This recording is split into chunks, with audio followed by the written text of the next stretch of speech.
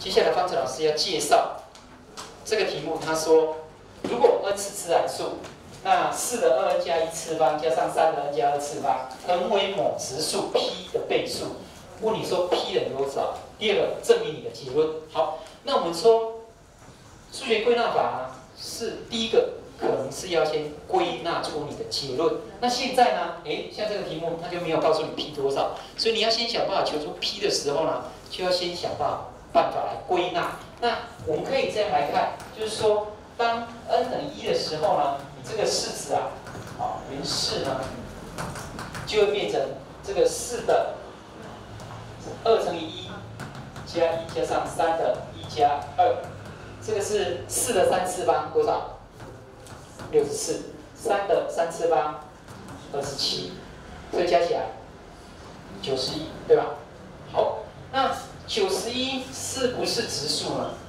好像不是，它应该可以被7整除，所以它是7乘以多少？13。所以如果你是某一个质数的倍数的话，因为它一定也要这个数也要是某个质数的倍数，所以不是7就13而已。所以我们再看看 n 等于2的时候，好，这个式子会变成这个用2，这个也用2，所以2乘以2加1，3乘以2加2，好，那这个是4的5次方，就是2的10次方多少？1024，这个是3的4次方多少？81，好，所以加起来多少？1105，好，1105。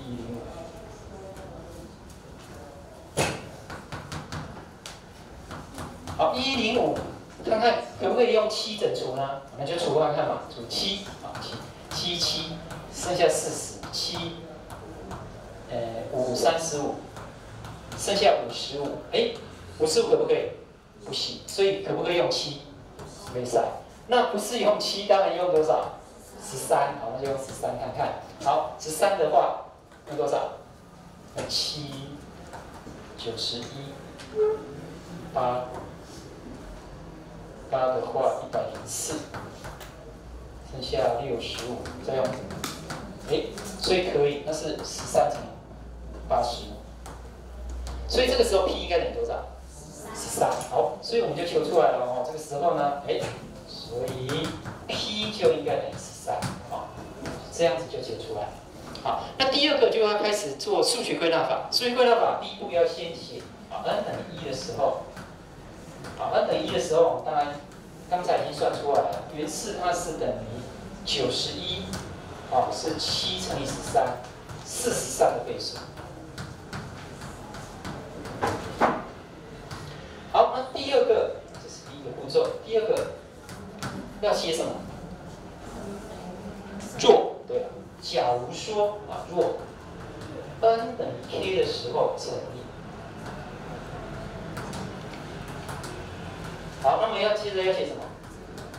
则 n 等于 k 加1的时候，好，那原式会变成什么？这样子，对吧？好，那特别注意到我们刚才讲说，你 n 等于 k 加1一定要用到 n 等于 k， 所以这里最好写一个什么呢？也就是说，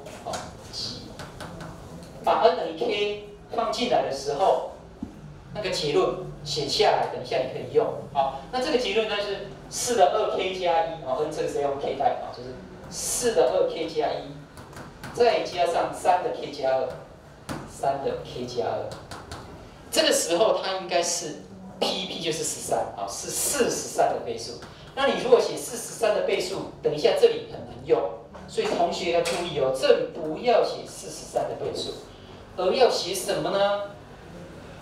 要写13乘以 t， 那 t 属于整数，自然数t 是一个自然数，这样比较好用。这样等一下你要用这个就直接帮你写成13t 就好，是不是变得很好用？好，所以你这个地方 n 等于 k 加1的时候，这个式子就会变成4倍的，然后2乘上 k 加1再加1，再加上3的 k 加1再加2。好，这个地方就要 k 加1。好，那这个地方就会变成什么呢？就是4的 2k 加2再加1就是2k 加3，还有3的 k 加3，对吧？好，那这个我们说要用到前面的2k 加1，哎，那你可不可以把这个改成2k 加1再加2，然后把这个加2换成什么？4的平方，好，所以这里就写成4的平方再乘以这个，那4的平方就是多少？16哦，所以这里会换成16哦。为什么会16？就是这样来的。好，本来是加3的，但是因为要用到前面，所以要变成加1，所以变成加1再加2，加2就是4的平方，提出来，4的平方就是16。同样这边也是一样，我们用到的是加2，所以这里要写成加2再加1，加1就是什么？乘以3的一次方，用乘的。好，所以这里就乘上3的一次方。好，这样可以吗？好，那接下来这边就有3种做法，通常有3种做法，注意看。好，解一，好，解一，解一的话，我们通常这里，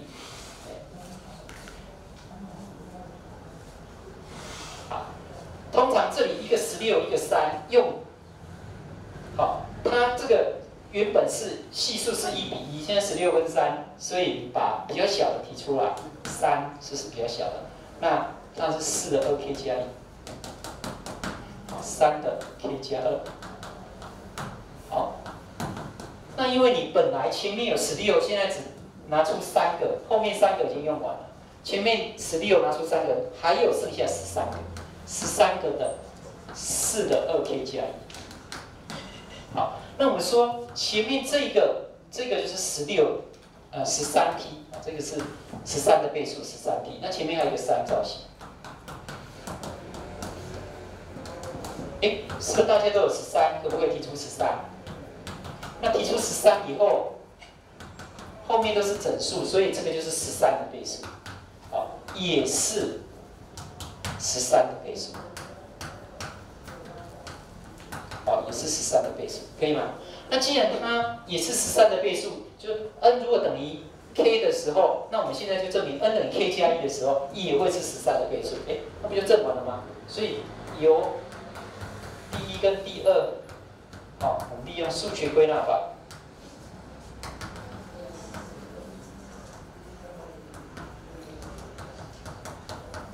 好，可以知道什么呢？所有的 n 属于自然数，好，这个原式都成立，好，原式都是13的倍数。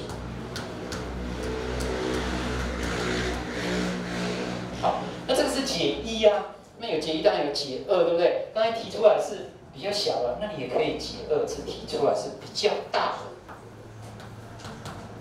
比较大的就是变成13倍的，16倍，抱歉，那是16，好，16，好，16倍的4的2k 加1，加上3的 k 加2，好，那么它本来有16倍，现在16倍用完了，可是后面本来只有3倍，你现在用了16倍，那你多用了13倍，要扣回来。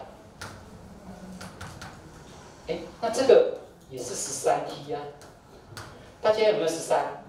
可不可以提出13？提出13是不是13的倍数？那13的倍数也可以用数学归纳法，可以吗？好，这是解2。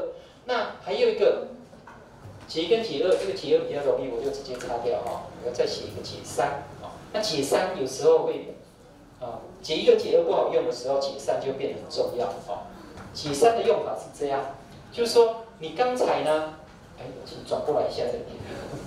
好，这里这个式子啊，你可以把它其中一个移过去，比如说4的2k 加1，就可以写成13t 去减掉这个3的 k 加2次方。